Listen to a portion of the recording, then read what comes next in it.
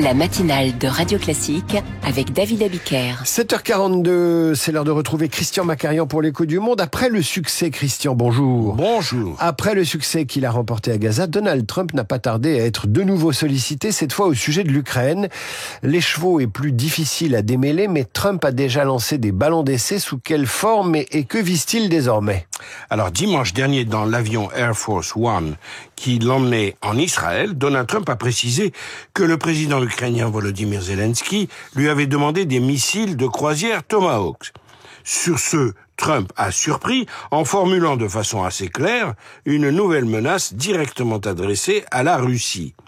Trump a carrément évoqué la possibilité de fournir des Tomahawks à l'Ukraine et il a ajouté à destination de Vladimir Poutine « Je vais peut-être lui en parler, je vais peut-être lui dire « Écoute, si cette guerre ne se termine pas, je vais leur envoyer des Tomahawks ».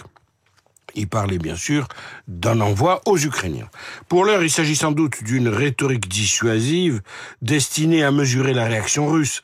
Rappelons que Poutine a mis en garde contre la fourniture de Tomahawk à Kiev en affirmant que cela constituerait une nouvelle escalade entre Washington et Moscou. Alors, tout ça, c'est un nouveau cran, une nouvelle étape qui n'est peut-être pas seulement verbale. Oui, tout à fait, David. Il faut prendre ce propos très au sérieux car il contient deux menaces tout à fait significatives. Premièrement, les missiles de croisière Tomahawk, dont on ne décrit plus l'efficacité, peuvent atteindre une portée de 2500 km, ce qui permettrait aux Ukrainiens de frapper de très nombreux points névralgiques à l'intérieur du territoire russe, très en profondeur.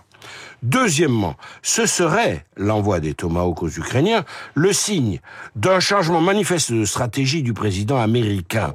Après avoir tenté depuis des mois de se concilier les bonnes grâces du Kremlin, Trump virerait ainsi de bord soudainement et il choisirait d'imposer la paix par le brandissement de nouvelles menaces militaires. Fini les poignées de main avec Poutine en Alaska. Deux éléments assez tangibles permettent d'envisager que Trump puisse évoluer dans ce sens. Les bombardements ukrainiens à l'intérieur de la Russie sur les sites notamment de production d'énergie, mais pas seulement, sont de plus en plus efficaces. La population russe connaît localement des pénuries de carburant.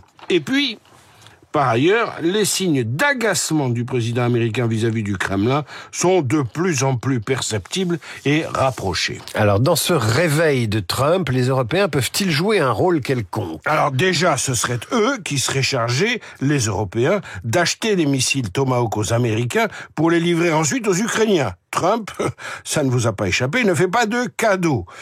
Mais les Européens prennent aussi au mot Donald Trump. Profitons de l'effet Gaza, si favorable au président américain, pour pousser Trump à agir en Ukraine. Emmanuel Macron, par exemple, encourage Trump à poursuivre dans sa foulée, et le chancelier allemand Friedrich Merz surenchérit en déclarant à destination de Trump, ce que vous avez fait dans cette région, vous devez également le démontrer avec nous en Ukraine et vis-à-vis de la Russie.